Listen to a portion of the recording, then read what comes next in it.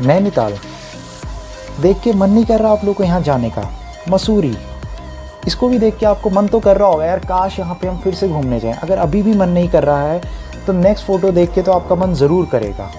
कुल्लू मनाली, यहाँ पे कौन नहीं जाना चाहता यार, पर कैसे जाएंगे, है ना। लॉकडाउन है, लॉकडाउन में ये सारी जगहें तो बंद है।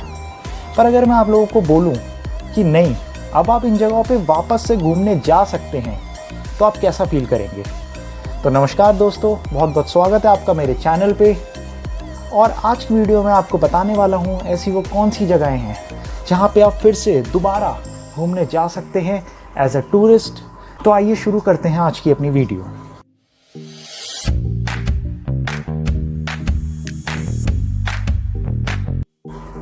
सबसे पहली स्टेट जहाँ पे आप फिर से घूमने जा सकते हैं वो है हिमाचल प्रदेश।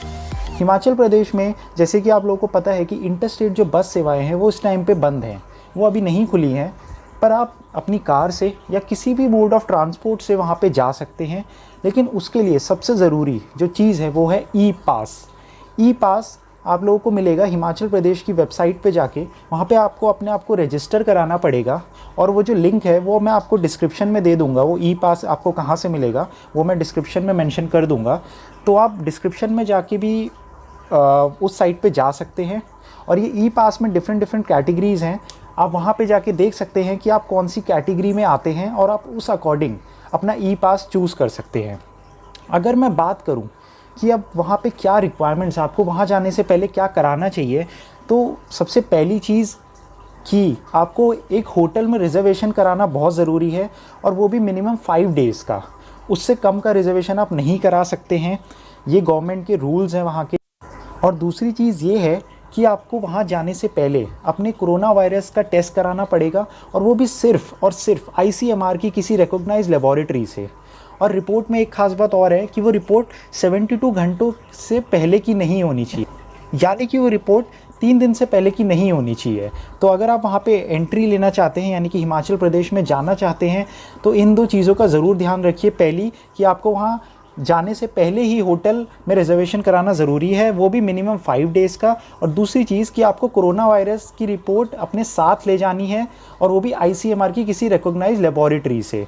और उसमें एक और इम्पॉर्टेंट बात यह है कि आपकी जो रिपोर्ट है वो 72 आवर्स से पहले की नहीं होनी चाहिए, तभी आपको वहाँ पे एंट्री मिलेगी। और इसके अलावा हिमाचल गवर्नमेंट के जो भी स्टैंडर्ड ऑपरेटिंग प्रोसीजर हैं, यानी कि SOP, वो आपको ज़रूर फॉलो करने पड़ेंगे। अगली स्टेट जहाँ पे आप फिर से घूमने जा सकते हैं, और ये बहुत सारे लोगों की फेवरेट डेस्टिनेशन है, और वो है गोवा। गोवा में जाने के लिए आपको क्या क्या चीज़ें करनी पड़ेंगी वो मैं आपको बताता हूँ। सबसे पहली चीज़, आपको एक कोविड-19 का सर्टिफिकेट अपने साथ ले जाना पड़ेगा जिसमें आपकी रिपोर्ट नेगेटिव आई हो। और दूसरी इंपॉर्टेंट बात यह है कि वो सर्टिफिकेट पिछले 48 घंटों में ही टेस्ट हुआ होगा, यानी कि अगर उससे पहले का आप सर्टिफिकेट ले जाते हैं तो वो वहाँ पे माना नहीं जाएगा, और वहाँ पे गोवा पहुँच के आपको फिर से टेस्ट दोबारा कराना पड़ेगा। दूसरी बात यह है कि अगर आप वहाँ पे जाके टेस्ट कराते हैं और अगर आप पॉजिटिव निकल आते हैं, तो उसके बाद आपके पास 2 ऑप्शन होंगे। क्या है वो पहला और दूसरा ऑप्शन? पहला ये है कि आप जहाँ से आए हैं वहीं चले जाएंगे, जिस स्टेट से आए वहीं वापस जाएंगे। दूसरी बात ये है कि अगर आप वापस नहीं जाना चाहते हैं तो आपको गोवा में ही क्वारंटाइन होना पड़ेगा तब तक के लिए जब तक आपका जो टेस्ट हुआ है उसका रिज़ल्ट डिक्लेयर नहीं हो जाता। तीसरी इंपॉर्टेंट बात वो ये है कि ट्रैवलर्स को पहले से ही प्री बुकिंग करानी पड़ेगी होटल में, और वो उन्हीं होटल में प्री बुकिंग करा सकते हैं जो गोवा के टूरिज़्म डिपार्टमेंट ने जिन होटल्स को अप्रूव करा है। अगर ट्रैवलर्स किसी ऐसे होटल में बुकिंग कराते हैं जो नॉन अप्रूव्ड है, तो पहली बात तो खैर वो अलाउड ही नहीं है, फिर भी अगर ऐसे होटल में वो जाके रहते हैं तो वो इलीगल माना जाएगा। तो वहाँ के टूरिज़्म डिपार्टमेंट ने टोटल 250 होटल्स की एक लिस्ट बनाई है और उन्हें अप्रूवल दिया है कि यहाँ पे आप टूरिस्ट को रख सकते हैं। तो 3 इंपॉर्टेंट बातें वहाँ जाने से पहले, और वो ये हैं कि प्री बुकिंग कराए होटल की, ये मैंडेटरी है। दूसरी चीज़, आपको एक सेल्फ डिक्लेरेशन फॉर्म भरना पड़ेगा जो आपको प्री बुक्ड होटल से ही मिलेगा। और तीसरी बहुत ही इंपॉर्टेंट चीज़ ये है कि आपको, जैसे मैंने बताया, कि अपने साथ एक कोविड-19 का सर्टिफिकेट ले जाना पड़ेगा जिसमें आपकी रिपोर्ट नेगेटिव आई होनी चाहिए, और जो टेस्ट है कोविड-19 का वो आपने पिछले 48 आवर्स से पहले का नहीं होना चाहिए, यानी कि लास्ट 48 आवर्स का ही होना चाहिए। तो अगर आप ये सर्टिफिकेट अपने साथ ले जाते हैं तो आपको वहाँ क्वारंटाइन होने की कोई ज़रूरत नहीं है। पर अगर आप नहीं ले जाते हैं तो आपको वहाँ पे गोवा पहुँचते ही टेस्ट कराना पड़ेगा अपने कॉस्ट पर और अपनी रिस्पॉन्सिबिलिटी पर। तो ये पॉइंट ज़रूर ध्यान रखिएगा। तीसरी और फाइनल डेस्टिनेशन जहाँ पे टूरिस्ट आ जा सकते हैं वो है उत्तराखंड। अगर मैं बात करूँ उत्तराखंड की, तो उत्तराखंड जाने के लिए सबसे पहले आप लोगों को रजिस्टर कराना पड़ेगा अपने आप को देहरादून स्मार्ट सिटी वेबसाइट पर, जहाँ पे आपको अपनी कॉन्टैक्ट डिटेल्स और भी डिफरेंट डिटेल्स अपनी देनी पड़ेगी। उसके साथ साथ आपको वहाँ पे अपलोड करना पड़ेगा क्या, एक तो अपना कोविड-19 का जो सर्टिफिकेट है उस पे जो आपके टेस्ट रिज़ल्ट्स आए हैं वो, साथ ही अगर आप कोई और मेडिकल डॉक्यूमेंटेशन अपलोड करना चाहते हैं वो भी अपलोड कर सकते हैं।